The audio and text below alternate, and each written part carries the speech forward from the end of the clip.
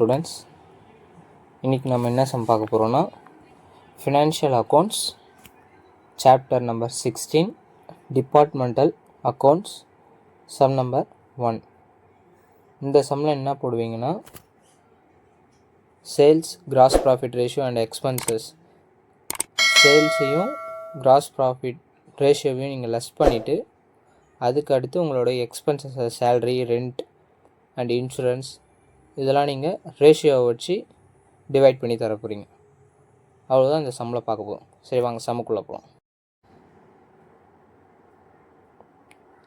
Departmental accounting, cost of goods sold. First of particulars ABCD.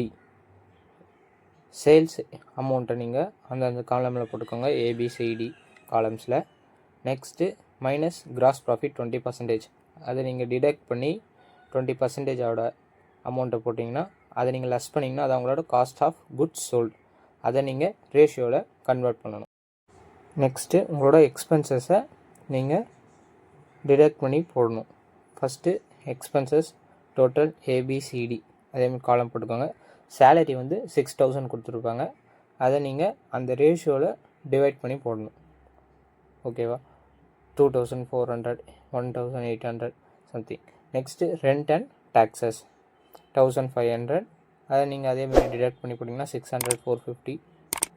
Next insurance 1300. அதேமாதிரி தான் போடணும். Next நீங்கள் பார்த்தீங்கன்னா இந்த டோட்டலை ரோ வைஸும் காலம் வைஸும் ஆட் பண்ணிங்கன்னா உங்களுக்கு ஈக்குவலாக வரணும். அப்போ தான் உங்களோட ஆன்சர் கரெக்ட். ஓகேவா? நெக்ஸ்ட்டு இது ஒர்க்கிங்ஸ். இந்த ஒர்க்கிங்ஸை நீங்கள் ஒரு டைம் பார்த்துக்கோங்க, ஒரு கிளான்ஸ்.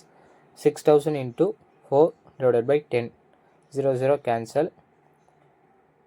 உங்களோட அமௌண்ட் 2400. இதேமாதிரி தான் 0 cancel.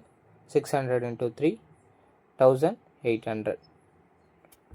Thank you for watching.